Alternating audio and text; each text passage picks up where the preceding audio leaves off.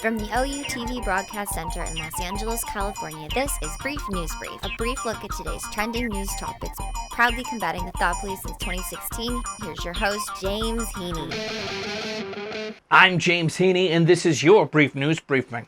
Children in captivity on the Mexico border are in horrifying conditions. Now, over the past few days, there has been a national conversation going on about the treatment of kids in this country who are detained for crossing the U.S.-Mexico border. Some are arguing that these kids are being kept in concentration camps. Now, others hear that, and they argue back, "Nuh-uh, they are not being kept in death camps." That's not what was being said. They said that these kids are being kept in concentration camps. There's a difference between concentration camps and death camps. If you look up the definition of a concentration camp, there's a striking similarity between that and what's going on the southern border with children.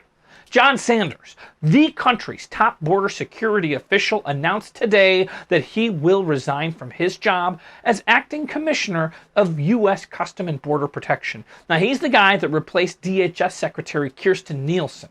This week, 300 migrant children were moved from an overcrowded and unsanitary detention facility, and only for 100 of them to be moved back today to that same place. Now, maybe they cleaned it up a little bit, but I have a hard time believing that it's prepped if they had to move 300 kids out. Children, some of them still in infancy, who arrived at this country unaccompanied or have since been separated from their families, are not given access to soap, showers, toothbrushes, or clothes. There's a lack of bed space in the U.S. shelters, and since there's insufficient funding, they can't pay to expand these shelters and get more beds, get more rooms for these children. At the moment, each migrant is costing American taxpayers $700 a night for housing each of these migrants in horrifying conditions. If you were spending $700 a night and that was the conditions you were in, I would go straight to front desk and require an upgrade for my room.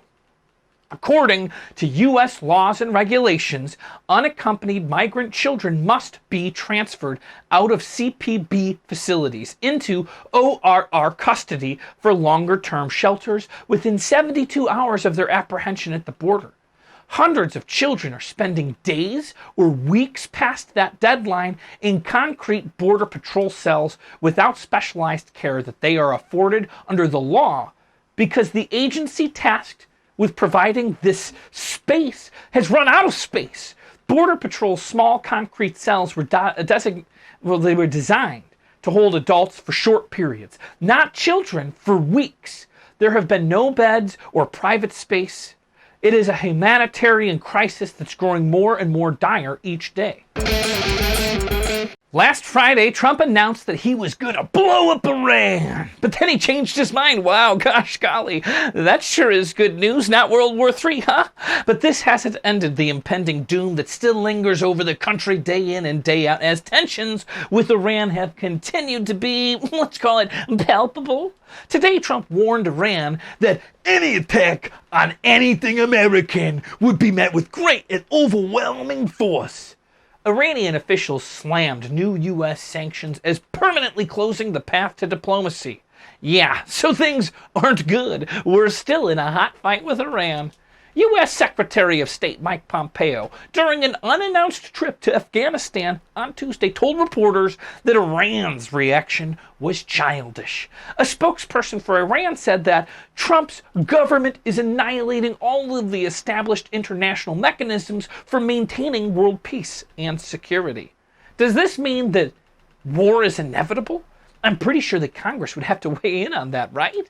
Well, John Bolton, national security advisor for the Trump administration, an amazing author of book This Russia Thing, said at a conference in Jerusalem that any deal would need to eliminate Iran's nuclear weapon program, its pursuit of ballistic missile delivery systems, its support for international terrorism, and other malign behavior worldwide.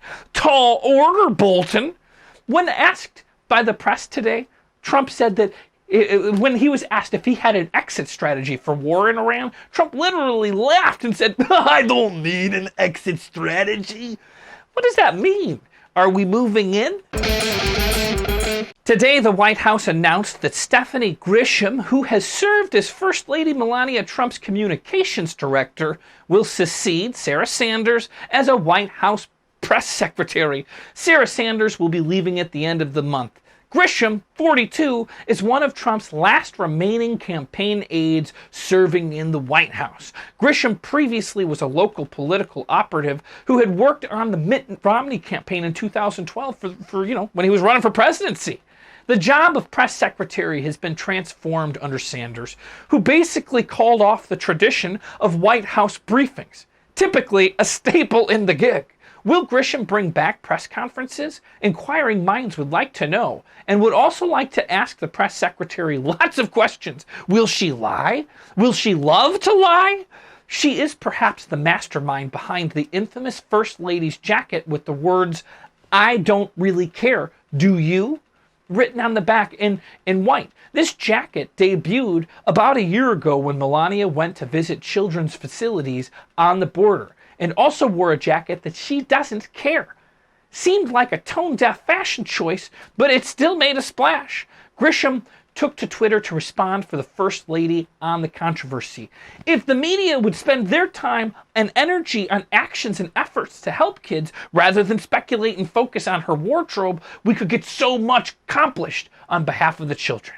A year later, it sure doesn't seem like we're getting a lot accomplished on behalf of the children, does it?